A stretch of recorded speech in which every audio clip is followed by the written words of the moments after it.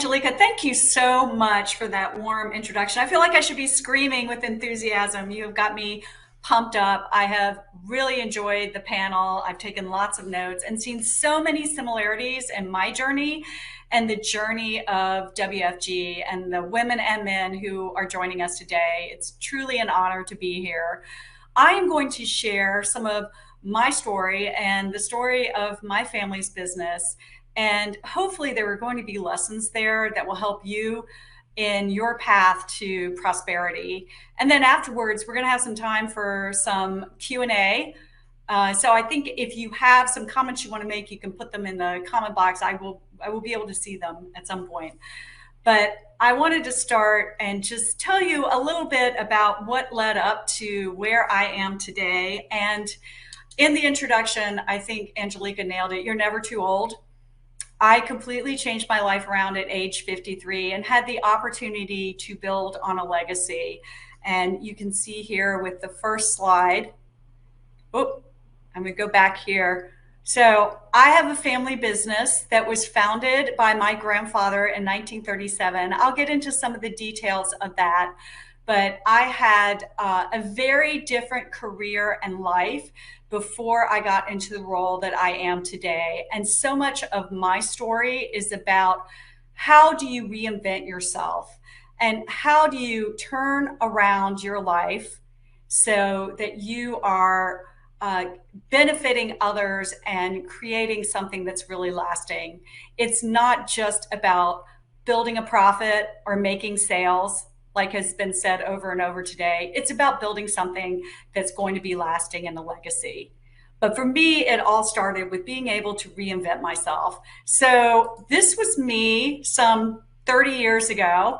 I'm an attorney, and I also served 14 years in the Georgia legislature. And then after serving in the legislature, I transitioned to environmental attorney. I did that for 2 decades and was head of sustainability for the city of Atlanta.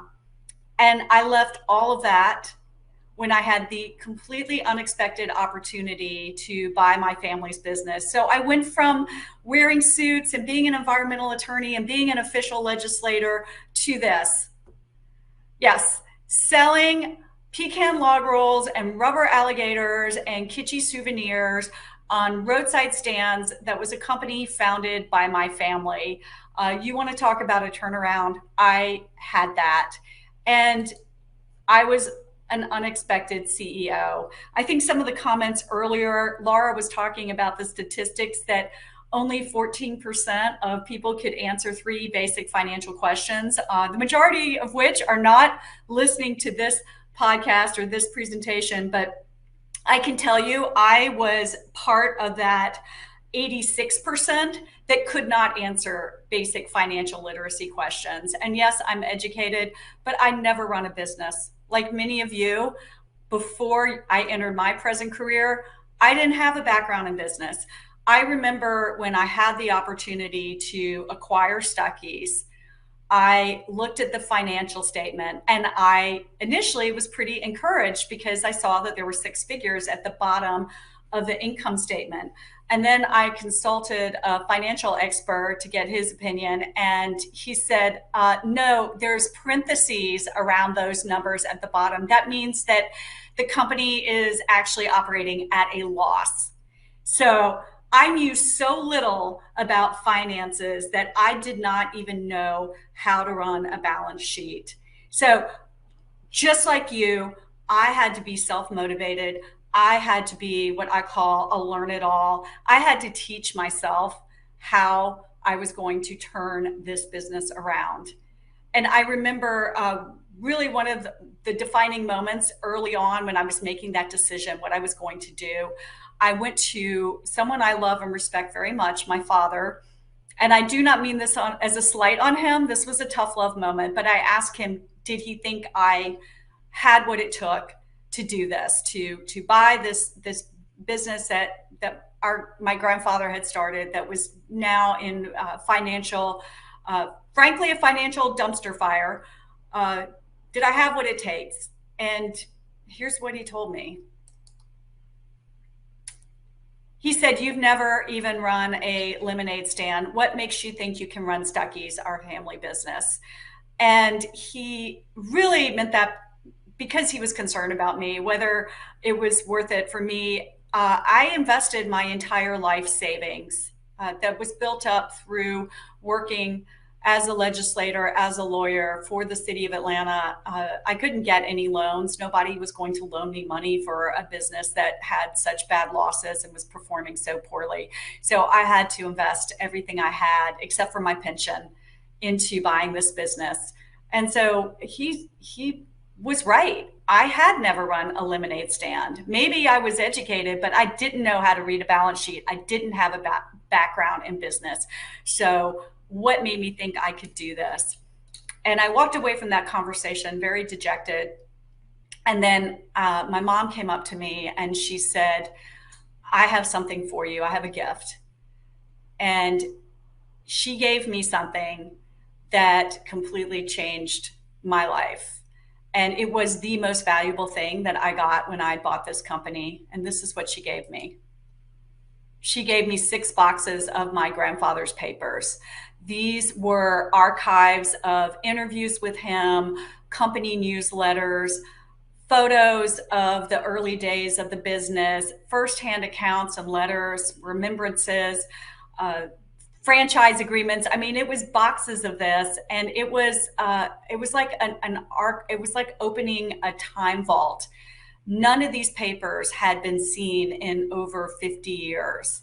And so in the evenings after I would finish trying to run this business, trying to bring it back, feeling very overwhelmed, I would pour through his papers.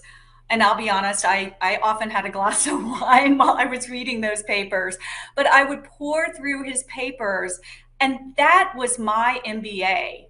I learned from him how you can pull yourself up, you can figure things out, you can learn this. And just like you, I learned how to do this, but I wasn't alone, just like you're not alone. You have WFG to help teach you and guide you and have a system and have a structure. Well, I had this. I had my grandfather's papers. And so in reading these, he went from being my grandfather. That was a photo taken actually a week before he died. I'm standing behind him in the striped sweater. He went from being my grandfather to being this, to being a businessman, to being someone who figured out how to reinvent himself and turn himself around.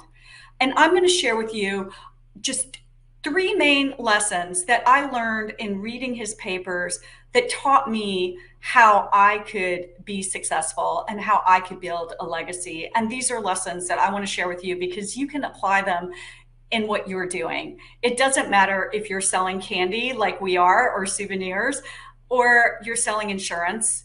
We're all trying to build a legacy and build a better life, not just make a profit. So here's how his story began. It was during the Great Depression, and times were really tough. He had to drop out of the University of Georgia. So he was a college dropout, and he was farming cotton. It was a really hard time. And the most interesting thing that I've learned in running this business, because right after I bought Stuckey's, COVID hit. So you want to talk about hard times. That was a hard time, just like what he experienced. I learned that some of the most successful businesses that we all admire started during tough times. Businesses like Microsoft and Target and Revlon and Facebook, and the list goes on and on. They were all started during financial hard times. Oh, I'll name another one because they were also started in 1937, just like Stuckey's, and that's Krispy Kreme. I love a good donut. So there are all these great businesses that were started when times were incredibly hard. And why is that? It's because hard times forge what I think is the most important thing to have if you want to be successful in business. And that is not an MBA, that is grit. And I think that is 100% what every single person who's affiliated with WFG has. So my grandfather had grit, and he was not afraid of hard work. And he started Stuckey's as a side hustle. So maybe jobs were not plentiful, but one thing was very plentiful, and he took advantage of an opportunity. This was plentiful. Pecans.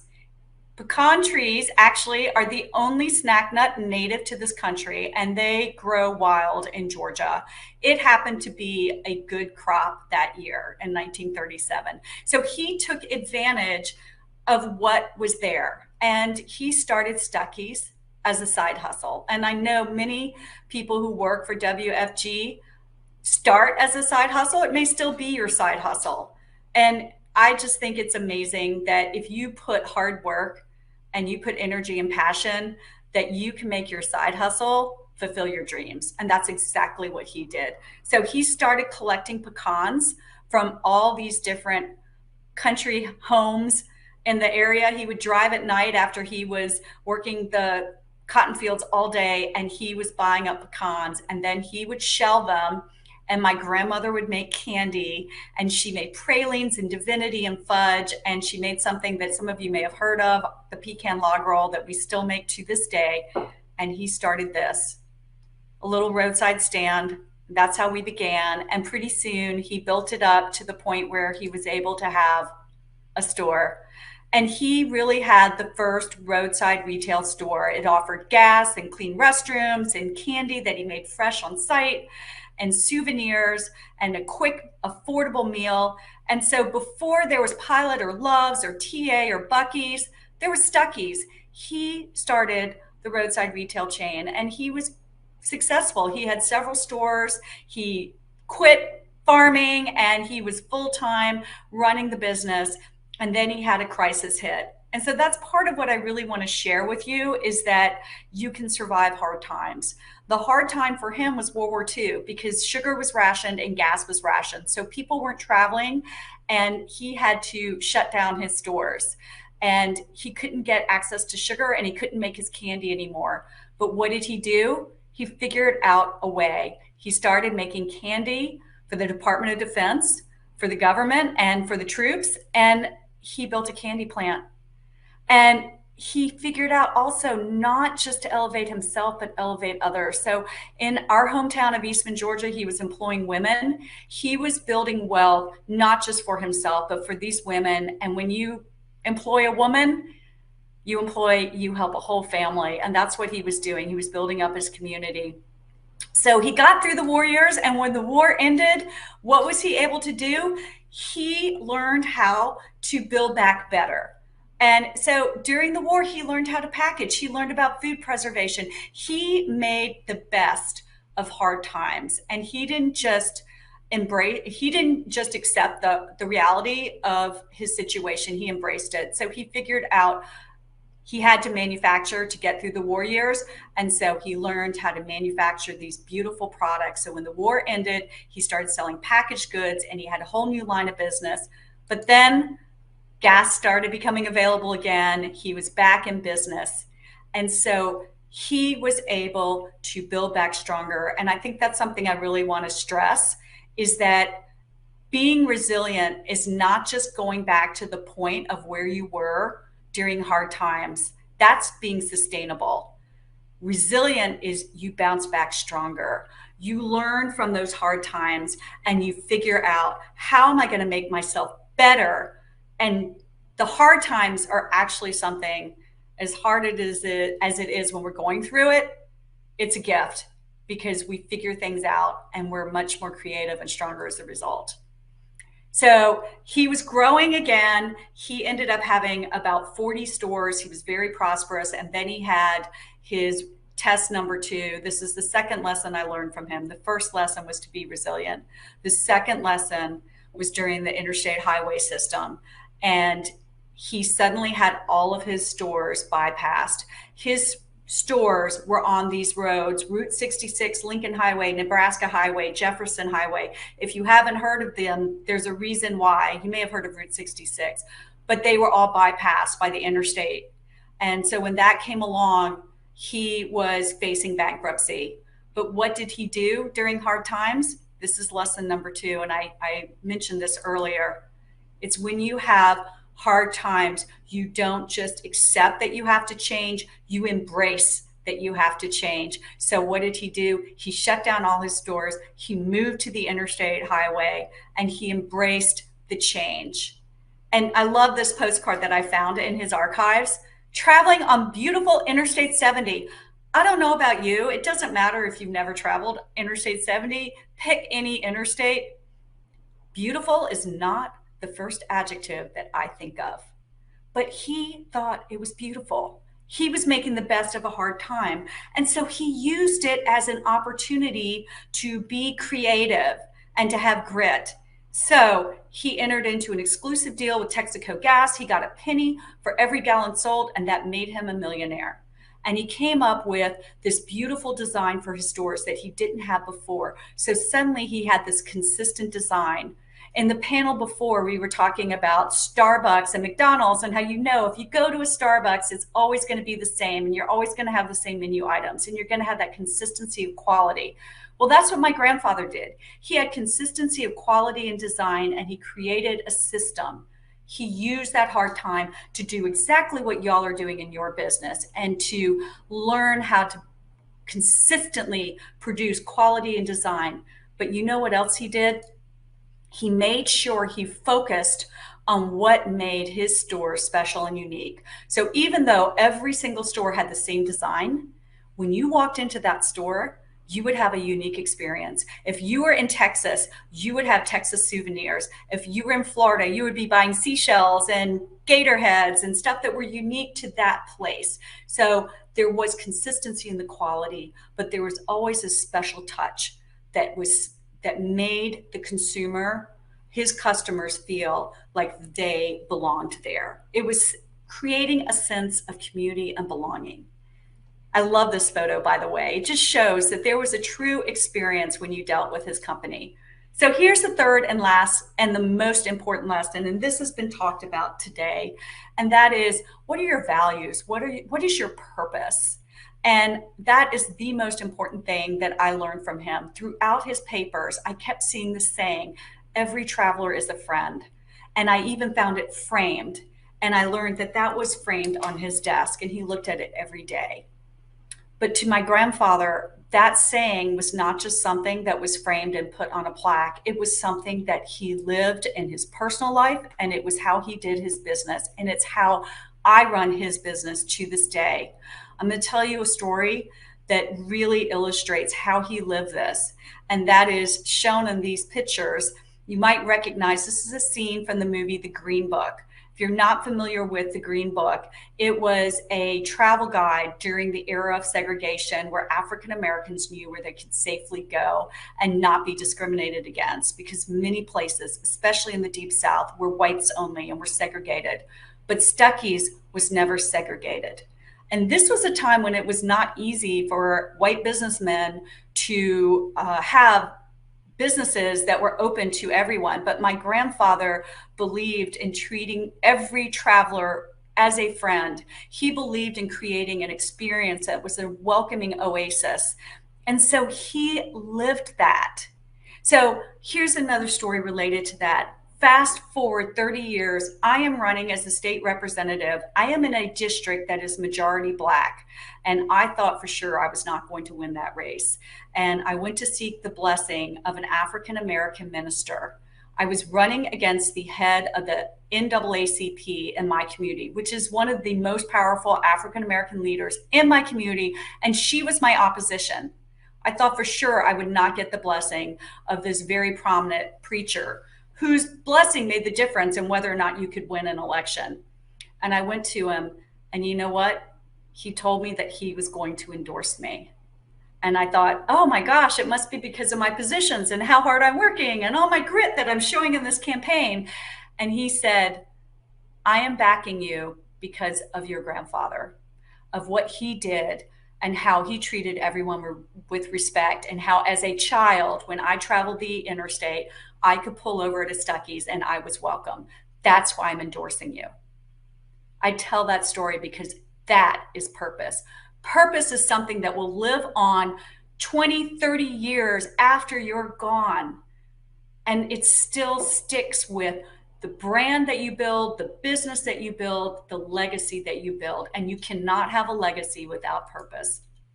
So I'll get to what happened to me and how I am here today. We had a downfall. My grandfather sold the company. It was out of our family hands for decades. He sold to Pet Dairy Corporation.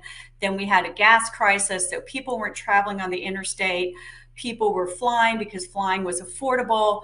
And Stuckey's became a hot mess. We had a series of outside corporate owners who trashed our brand. At our peak, we'd had 350 stores, a manufacturing facility, a trucking company, a sign company. All of that was gone. Only a dozen stores remained, and we were in debt. And so this is me on my first week on the job. Yes, I am holding a Britney Spears t-shirt, not only because she had a comeback just like we did, and I love Britney Spears because of that, but because that was about all that I had when I bought this company. We had a rented warehouse in a small town, and it was filled with dusty merchandise, including 6 cases of Britney Spears t-shirts. I cut off the bottom because there's kind of a nasty word on the bottom there, but I sold those shirts at a profit when she made a comeback. So thank God for Britney Spears. But this was me on my first week on the job. That shows what we had. And this is what I decided to do. I decided to go and tour the stores that were still there. And I was going to go visit the dozen locations around America. And I went to several stores that looked pretty good. And I was documenting my journey on social media. And then this was my lowest moment. And people often ask, in interviews, and I'm sure y'all have been asked this, what's your defining moment, right? And it's very rare that defining moment is going to be just this big pot of awesomeness, right? It's rarely when you get that big award or that big sale. The defining moments are those low moments. Those are the moments when you have hit rock bottom and you have the grit and you have the perseverance to figure it out for yourselves and come back. And that's when you really define who you are, what your mission is. And so this picture shows my defining moment. I go to the store in Marion, Arkansas, and that is what the store looked like. It literally had a hole in the roof. And I remember sitting in the parking lot crying, thinking, this is what, at age 53, I'm a single mom. This is what I have done with my life, is I've invested in this. And I remember I was documenting everything on social media. So I thought, well, how am I even going to photograph this and make it look halfway decent and be all cheery and optimistic about the future of this company when I have a store that looks like this? So I'm going to show you what I posted on social media. This is my picture. It's my come to Jesus moment, literally. I have a dashboard Jesus on my car, and so I did a close-up of Jesus, and so the store just didn't look so bad if I had the photo like this. But here's the interesting thing. Right after I took this photo, I thought, I've come this far, I'm going to go in the store. So I walked in, and you won't believe what I saw. It was filled with people. And it was not just people, it was happy people who were buying product. And I went up to this man who was standing in line buying a cup of coffee, and I said, why are you here? This store looks terrible. It's got a hole in the roof with rain coming in, and the gas tanks out front aren't even working. They have plastic bags over them with sticky notes saying not working. Why are you here? And he said, I love Stuckey's. I remember shopping as a kid. I remember that special experience of always feeling welcome.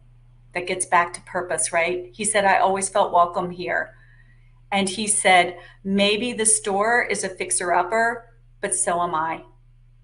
And that moment made me realize this brand can make it because we have legacy, we have purpose, we have a sense of what we're about. And so maybe we've fallen on hard times, but we can turn this around. And so that's when I started turning it around. I embraced reality, just like my grandfather. And I thought, okay, there's a pandemic and our stores don't look very good and there's only a dozen of them, but what can I do? And so I started selling product online. I embraced technology. Penny talked about that in the panel, and I actually wrote it down. Learning new skills is not optional. It's a necessity. So I figured out how to work a website. I figured out how to do emails to sell our product. I figured all that out by by watching YouTube videos and webinars. And so our sales online went up, wait for it, almost 800% in 1 year. And that's because I figured out what was working. And you know what I did with all that dusty inventory in our warehouse? I put it in mystery boxes, sold them at $34.99, and we made a $40,000 profit. When life gives you fidget spinners and snow globes, you make mystery boxes. So you make do with what you've got, and you're creative and you figure it out. And so this was also what I figured out from my grandfather during World War II when he had to shutter his stores and we pretty much had no stores. I was in the same position he was.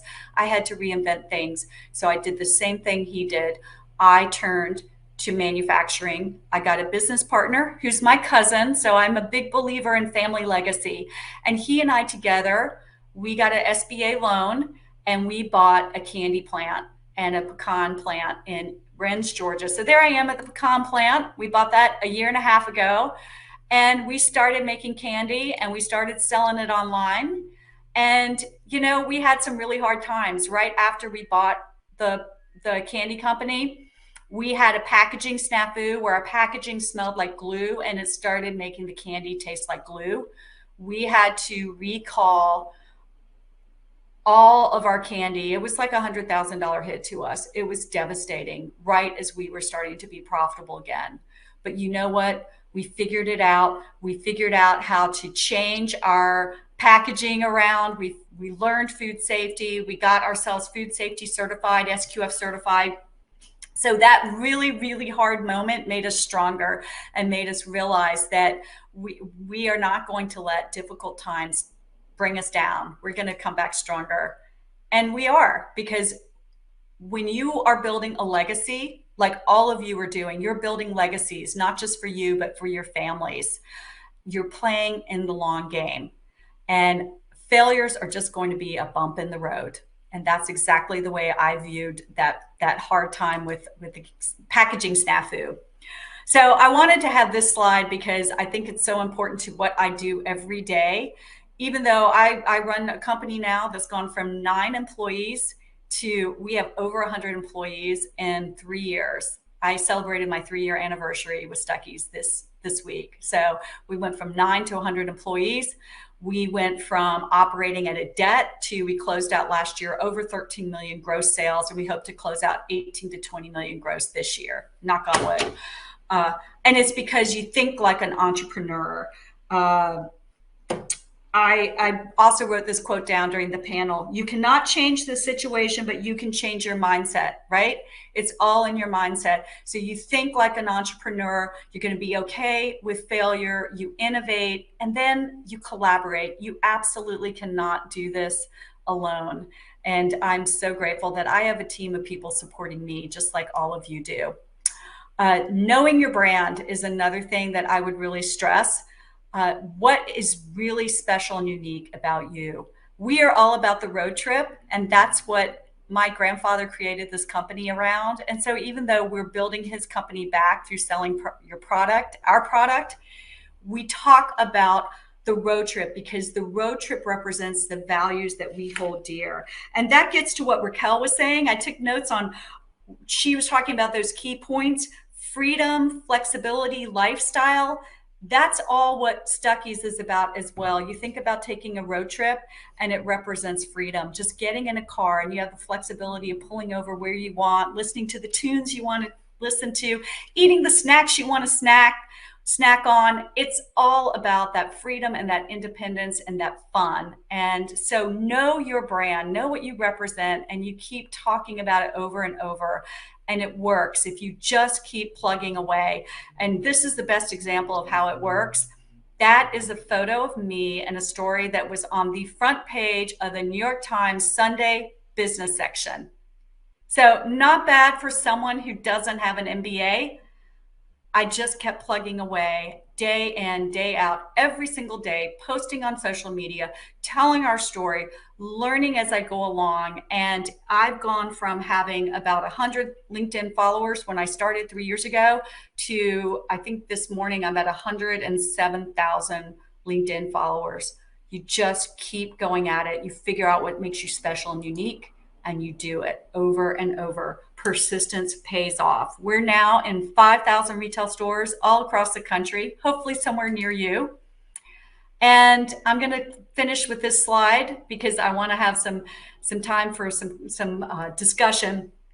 But I just want to reiterate, it's not just wealth building, it's legacy building. It's about partnering with other small businesses, just like what y'all are doing. You're all small businesses, you're all entrepreneurs as part of this wonderful, wonderful company, WFG. That's what we're doing, is we're legacy building. And the entrepreneurial journey, it is about being alone together. There's a whole ecosystem of people who want to see you succeed and want to see you create your own legacies. So I'm going to close with my contact information. Please reach out to me, sstuckey@stuckeys.com. I am happy to hear from you, or just message me on LinkedIn. I will definitely get back in touch with you. And I'm looking forward to having some discussion now.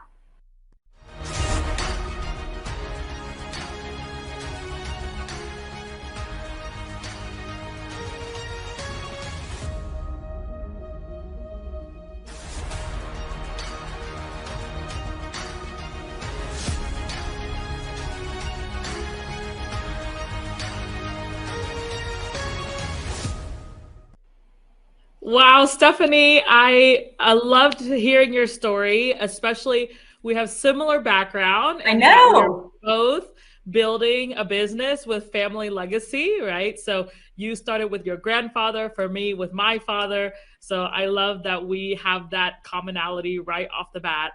And Absolutely. I am so honored today that I get to, ask some questions on behalf of, our WFG audience to give extra insight into a little bit about your story and your philosophy. So first, want to go back a little bit in, your working life. Mhm. I know you mentioned a little bit, but if you could, I feel like there might be some more detail there that you could uncover, which is that what made you want to, you have prestigious career before. You are attorney as well as going into public service for the state of Georgia. I mean, traditionally, those are more in the public world seen as more prestigious, maybe more rather than, okay, I'm going to take over a failed family business. Does that make Yeah. sense? So, what made you, especially, I love that you were so open about your age, in your 50s, that make a big leap of faith like that. That is, at that point, a lot of people would feel uncomfortable to make a big jump, and especially feel like I'm too old or whatever to be able to make a big change. So what made you want to leave that comfortable lifestyle and go into something that is unpredictable? Well, that's a great question, and thank you for asking that. And it's something that we both relate to because we're in family businesses, and that is legacy. That was the theme of my remarks. I did not want my grandfather's legacy to be a bunch of shuttered stores on the interstate highway. I didn't want his legacy to be a Google search for Stuckies that would pop up and say, whatever happened to Stuckies? Or why did Stuckies go bankrupt? And those were the searches I was getting. And I was like, we didn't go bankrupt. And we have the power to change our own stories. Right. It's all in the mindset. And it's also, I think that a word that came up in the panel discussion that I just love, and that was being a fear leader. I'm going to start using that instead of just saying fearlessness. It's being a fear leader. It's just making what can be seen as a vulnerability into a strength. Embrace that fear, recognize that that fear is natural. I did have a career. I had a very successful, safe career. I was on this path and I was happy. It wasn't like I was just sitting there looking for something outrageous to do with my life that was going to be risky, but I had the opportunity. So why did I buy Stuckies? It was for sale. One, I got a call. I literally got a call from the Wow. investor group that owned the company, and they wanted to unload it because they were losing money. I will tell a funny story. I remember when they called me, I was very flattered. I thought, oh my gosh, they think I've got what it takes to save this company. And so I called the other grandchildren my grandfather had. He had 7 grandchildren. I am number 5 of 7. I think for a second. I'm number 5 of 7. So I called all the other grandchildren to see if they would go in on it with me. And it turns out that every single one of them had been approached before me, even the ones who were younger. Like they didn't even go down in sequential order. No, like they had called everyone else. They had all passed. And in Wow. a way, when I learned that, I was like, well, I'm going to do this. Like, so that gets to this fearlessness. And also maybe there's a bit of naivete and all that. People Absolutely. sometimes ask me, like, what do you wish you'd known? When you did it, and I said nothing. If I'd known fully what I was getting myself into, I might not have done it. So I think a little teaspoonful of naivete also help, but a big scoop of fearlessness. But well, that's incredible, number one, and I'm surprised that didn't scare you. The fact that all the family was, already asked to buy, and they said no, but yet you still It's like, I'll show them. decided to take the challenge. Yeah, Have a chip on your shoulder. I'm like, I'm going to show you. We can do this. yeah. That is definitely takes a lot of courage, which leads me to my next question about, the theme of today is, of course, women empowerment, right? Virtually unstoppable for women's conference. And you being in 3 big places of work that are probably male dominated, right? Yeah. The attorney, public service, and then now entrepreneurship. There are probably some common challenges as a woman, Mhm. no matter what industry. What were those challenges that is common, and how did you overcome that? Well, I'll just get back to turning your vulnerabilities into strengths. And I'm a big fan of Brene Brown. If you don't read her or watch her TED Talk, please do, because she talks about this very thing, about vulnerability and learning to really get in touch with that and make it your superpower. So I think being a woman is a superpower. And so many of us are moms. Whether you're a single mom or you've got a partner who's helping you, it's hard. It's hard with that balance thing, which has been come up over and over again. But you know what? That makes us better CEOs. I am convinced that women make the best leaders because we're able to multitask. We are often the ones doing the household chores. We're often the ones managing a lot of the stuff for the children. And so that multitasking makes us really good at managing our time, at prioritizing, at making those lists, at creating those systems and those structures so that we can get through a day with some form of sanity. So I think being a woman has given me strengths. I also think, and I don't want to totally generalize because certainly men have skill sets that overlap with this, but I do True. think women by and large are really good at collaborating. And I Absolutely. find that as a strength. I'm a consensus builder. I would rather talk it out and listen to other people's viewpoints and figure out how we can come up with a solution that everyone's going to buy into than ramrod like I'm right. It's got to be my way. And I think women are more open to having those conversations and communicating and working together to solve problems. So we have such incredible strengths that we bring to the table that we have just used over and over in our personal lives. And we need to bring them on over to the business side, and it's going to make us more successful than some of our male counterparts, as much as we love them. Yes, of course. If any men are here, we understand male Yeah. have different challenges as well as certain expectations have to be met as well. So, but I think in general, the reason why we have an event like this is because, for so many years, right, the expectations of women have been different. So we Yes. want to show different examples of women successful women that had to overcome whether it's cultural expectation or your family expectation and Oh, whatnot, yeah. and show all of the different types of people that were able to go overcome those challenges in their own way, right? and to show how that everybody can do it. Yes. So, like I mentioned, we both have the common part of multi-generational business, and I want to hear your take. And something that even I struggle with myself is, what is your take on tradition versus monetization, right? So, there's probably things that you're doing that maybe your grandpa would be like, oh my God, is like, Yeah. making him cringe a little bit. But but then there's also things that even you hesitate to do because you don't want to take away the tradition that he started, right? So there's that delicate balance, and it's a hard thing to do. Yeah. And I just wonder, what is sometimes your process and thinking when you make certain decisions? Well, I like to say I respect the past, but I don't live in it. And you have to think about, it gets back to, I had that slide on what makes you special, unique, and different. And so for us, we were all about the road trip. So I took from my grandfather's legacies these key lessons, these key points, which I shared with y'all today. But the brand attributes that really define who we are, those came from him.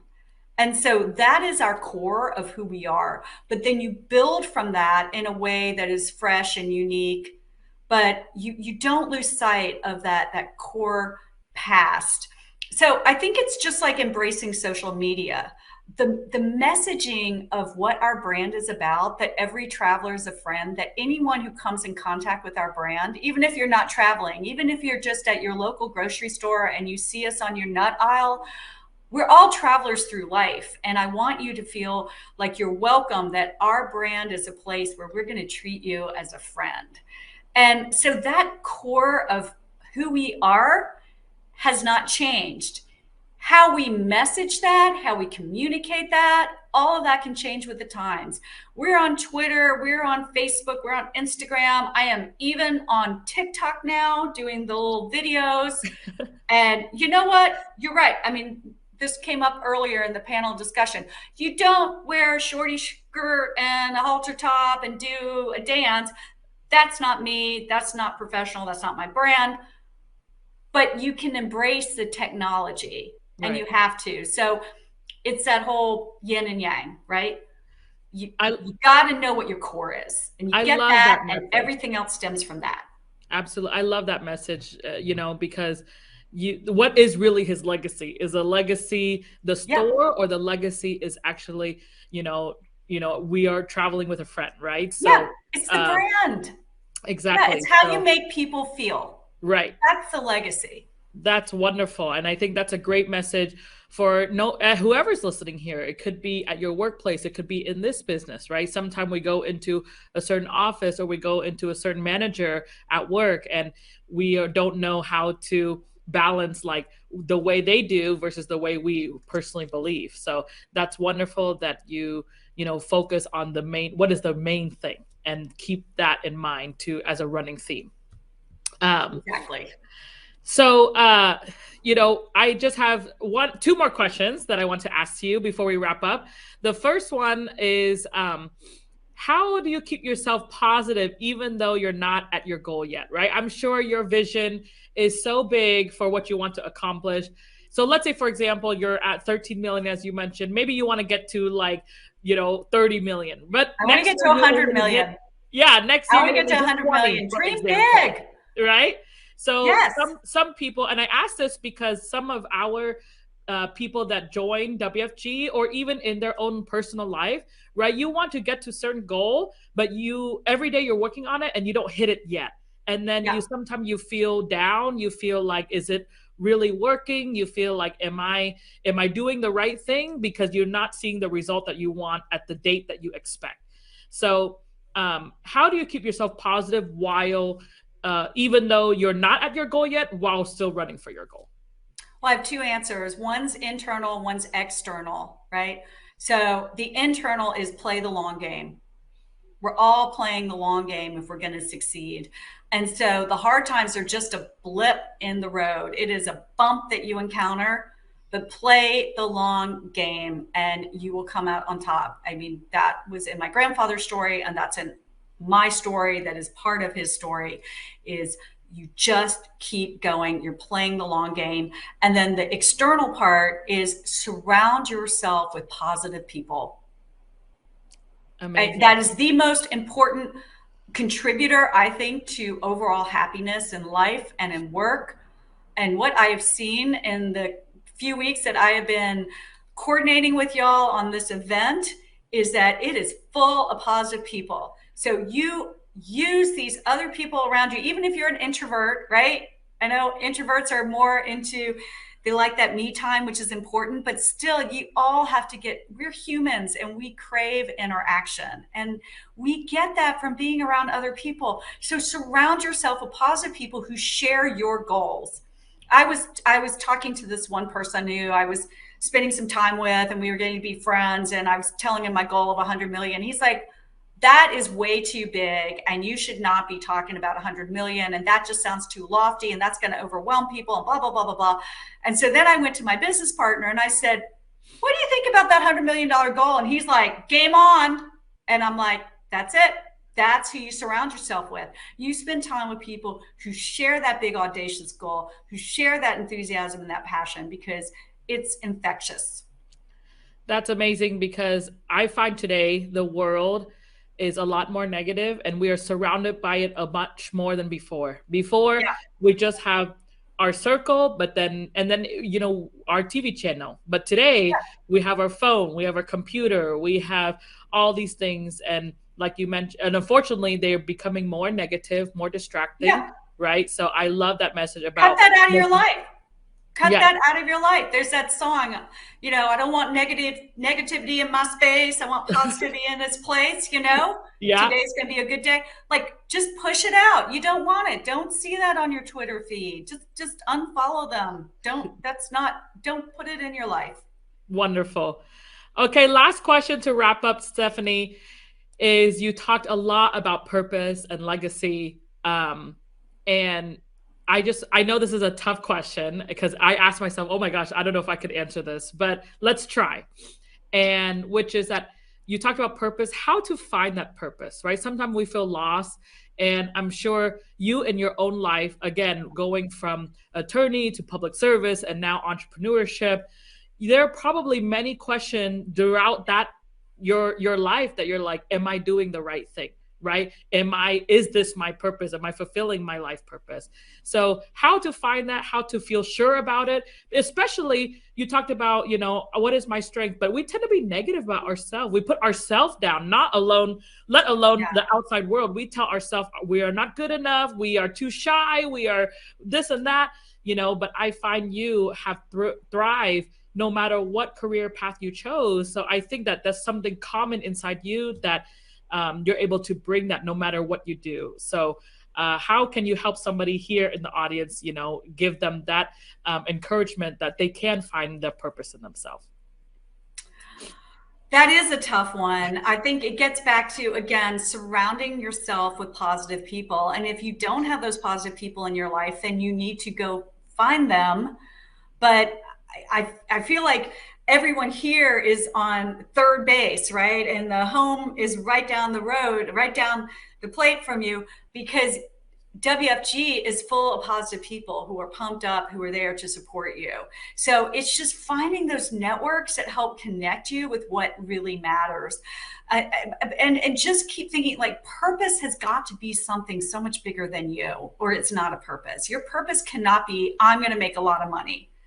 And I don't think anyone listening right now is thinking that is their purpose, although that is important, right? We all need to have financial well-being, and that is financial well-being and financial prosperity can be a way that enables you to achieve your purpose, to help Right. give back to others, to help create a sense of community, to help your children and your grandchildren get a great education. So financial wealth is a tool, but that purpose has got to be something so much bigger than you. It gets to, what is your legacy? So my purpose is really treating everyone with respect, treating everyone as a friend. We're all on this journey together, and knowing that you're not alone. The entrepreneurial journey is about being alone together. You have these moments where, yes, you can feel very isolated, but you are not alone. You are surrounded by this whole ecosystem of people who want to see you succeed. I Well, hope that Stephanie, that's a tough question, right? it But is tough, but I think you answered it beautifully. And, I love that your story is so aligned with the WFG story. But yes, not only that, in general, all women can relate to everything that you talked about, no matter, what their career path, or even if they're be a stay at home mom, it's okay. I think your positivity is shining through the screen. So I just want to say, on behalf of World Financial Group, thank you so much for making thank time to you. be on this morning to share with us. And I will encourage the audience here, let's go buy a little pecan bar, right? And, not only when we post it, we tag Stuckies, but not just Please for do. the deliciousness, but especially for the story behind what it represents, the legacy and community that Stucky, is reaching out to everybody, and the love. So, and also we would be, encouraging and helping another woman-owned business, right? So, Yes.